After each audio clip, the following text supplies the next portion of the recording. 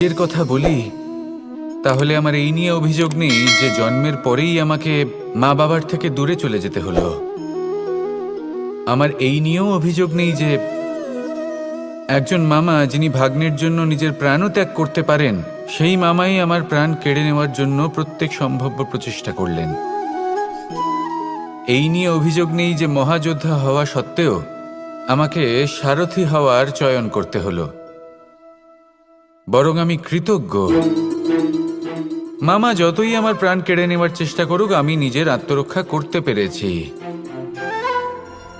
প্রথমে মথুরা ছাড়তে হলো, তারপর বৃন্দাবন ছাড়তে হলো, কিন্তু দ্বারকাকে নির্মাণ করার সুযোগটা আমি পেয়েছি।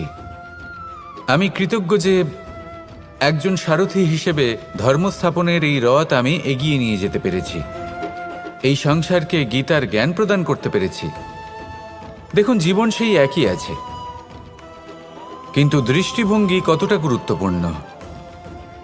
এই অভিযোগ আপনাকে জীবনে বাধা দেবে, দুঃখী করে তুলবে, কিন্তু কৃতজ্ঞতা বোধ সেটা আপনাকে একটা সুযোগ দেবে, সেই জীবনকেই আরো আনন্দের সাথে যাপনের সুযোগ।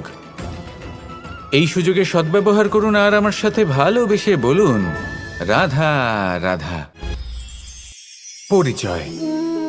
এই সংসারে প্রত্যেক ব্যক্তি নিজের পরিচিতি অর্জন করতে চান। পরিচিতি অর্থ এটা নয় যে আপনার নাম কি। পরিচিতির অর্থ হলো এটা যে প্রত্যেক ব্যক্তি এটাই চায় যে এই সংসার আমাকে চিনবে, জানবে আর আমাকে সম্মান করবে। কিন্তু এই সব অর্জন করার পূর্বে এটা বুঝুন যে এই পরিচিতির আসল অর্থটা কি। যদি কোনো ব্যক্তি এটা বলেন এর পরিচয় হলো এটাই যে সে একজন ধনী পিতার পুত্র, তাহলে সেই পরিচিতি পুত্রের নয় বরং তার পিতার। যদি কেউ এটা বলে যে সেই ব্যক্তির পরিচয় হলো সে খুব সুন্দর, তাহলে সেই পরিচয় হলো তার রূপের, সেই ব্যক্তির নয়। বাস্তবে পরিচয় কি? আপনার সান্নিধ্য লাভ করে কোনো ব্যক্তি কি অনুভব করতে পারে, তার কি ধরনের অনুভূতি হয়, আপনার পদ, আপনার সম্পত্তি, এই সব কিছুর ঊর্ধ্বে হলো আপনার আসল পরিচয়। যদি কোনো ব্যক্তি আপনাকে স্মরণ করেই প্রসন্ন হয়ে যান, তাহলে সেটাই হলো শ্রেষ্ঠ পরিচয়। তাই এই সংসারে নিজের শ্রেষ্ঠ পরিচয় গড়ে তুলুন আর আমার সাথে ভালোবেসে বলুন, রাধা রাধা। সাফল্য। আমরা সবাই জীবনে সাফল্য লাভ করতে চাই। প্রত্যেক ব্যক্তি এটা চান যে নিজের কর্মক্ষেত্রে তিনি যেন সর্বশ্রেষ্ঠ হয়ে থাকেন।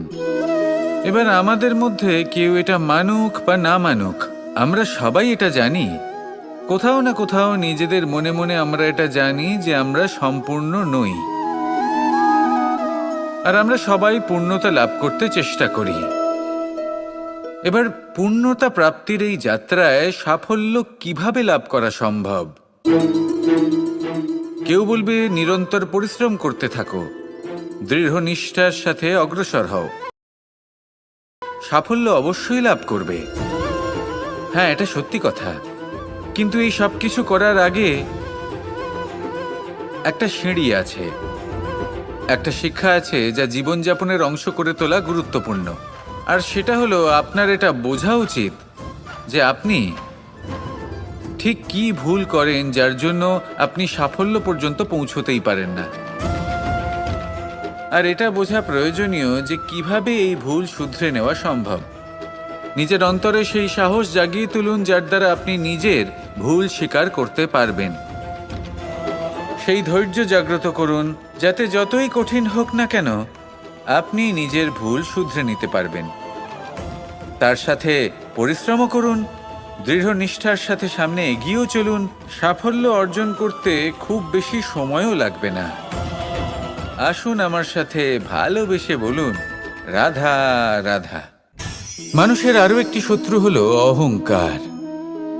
যদি আপনি এমন কোনো বস্তু অর্জন করেন যা মূল্যবান, বা এমন কোনো সাফল্য যা হয়তো অনেক মানুষ লাভ করতে পারেননি, তা নিয়ে যদি আপনার অন্তরে অহংবোধ জন্ম নেয়, তাহলে এই অহংকার আপনার শত্রু নাকি মিত্র তা নির্ভর করছে আপনার বিবেকের ওপর। এবার ধরুন আপনি অত্যন্ত শক্তিশালী ব্যক্তি আর আপনি অহংকারী হয়ে গেলেন, আর আপনি যদি তখন বিবেকবোধ প্রয়োগ না করেন আর সেই শক্তির অপব্যবহার করে অনুচিত কর্ম করতে থাকেন, তাহলে আপনার সাথেও সেটাই হবে যা মামাশ্রী কংসের সাথে হয়েছিল। কিন্তু যদি আপনি অহংকার করেন নিজের ভালোবাসা নিয়ে, নিজের সমর্পণ নিয়ে, যে যাদের আমি ভালোবাসি তাদের জন্য আমি নিজের যা কিছুই আছে সব কিছু সমর্পণ করে দেব, তাহলে আপনি দধিচির মতো মহান হয়ে উঠতে পারেন। তাহলে এই অহংকার, যা এই সমস্ত সংসারের গতিকে বাধা দেয়, তাকে নিজের বন্ধু করে তুলুন আর আমার সাথে ভালোবেসে বলুন, রাধা রাধা। এই সংসার বলে যে কৃষ্ণ হলো মহাযোগী, কেউ বলে যে কৃষ্ণ হলো সাংখ্যযোগের প্রবর্তক, কেউ বলে ভক্তিযোগের, কেউ বলে জ্ঞান যোগের, কেউ কেউ এটা মনে করেন যে অষ্টাঙ্গ যোগের প্রভু হলাম আমি। কিন্তু এই যোগ আসলে কি? যোগ বিষয়টাকে বোঝা খুব একটা কঠিন নয়, কিন্তু সেই যোগকে নিজের যাপনের অংশ করে তোলা হলো অত্যন্ত কঠিন, আর তার জন্য প্রয়োজন অভ্যাস। যোগ শব্দটার অর্থ হলো যুক্ত করা, এর মধ্যে এই তরোয়াল রাখা হয়। সেইভাবেই যদি আমি কথা বলি বাণের, তাহলে এটা প্রয়োজনীয় নয় যে সেই বাণ কতটা তীক্ষ্ণ, কতটা বলশালী। এটা দেখা প্রয়োজন যে তার আকারটা কেমন, সে কি বাতাস ভেদ করে নিজের লক্ষ্যে পৌঁছতে পারবে, সেটা বেশি গুরুত্বপূর্ণ। সেই জায়গাটা নয় যেখানে সেই বাণ রাখা হয়। ঠিক সেইভাবে যদি আপনি কোনো মানুষেরই মূল্য বুঝতে চান, তাকে পরখ করে দেখতে চান, তাহলে তার জাতি, তার ধর্ম, তার রূপ, তার আকার, সেগুলো দেখে তাকে পরখ করতে চেষ্টা করবেন না। তাকে পরখ এই সব কিছুর ভিত্তিতে করবেন না। তার স্বভাবটা দেখুন, তার গুণ দেখুন, তার প্রতিভা দেখুন, তার কর্ম দেখুন, কারণ এটাই সেই ব্যক্তির আসল পরিচয়, এটাই হলো তার অস্তিত্ব। যখনই আপনি কোনো নর্তককে শ্রেষ্ঠ নৃত্য প্রদর্শন করতে দেখেন, তখন আপনি কিন্তু এটা ভাবেন না যে সে কোথা থেকে এসেছে, সে কি খায়, ওর বন্ধু বান্ধব কারা।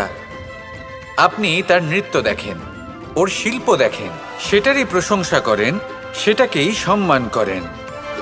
সেইভাবে এই সংসারে সকলকে সম্মান করুন, আর এই সম্মানের আধার হওয়া উচিত তার গুণ, তার স্বভাব, তার কর্ম, তার রূপ আর তার বেশভূষা নয়। আসুন আমার সাথে ভালোবেসে বলুন, রাধা। মোহ, কারোর প্রেমের মোহ, কারোর সঙ্গলাভের মোহ, কোনো বন্ধনের মোহ, কখনো বা ধনের মোহ, ঐশ্বর্যের মোহ। যদি আপনার মধ্যে এই মোহবোধ জাগ্রত হয়, তাহলে আপনার বিনাশ সুনিশ্চিত।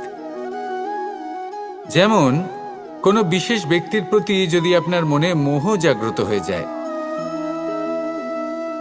তাহলে আপনি চাইবেন সেই ব্যক্তি আমার কাছেই থাকুক, আমার পাশেই থাকুক, শুধুই যেন আমার হয়ে থাকুক।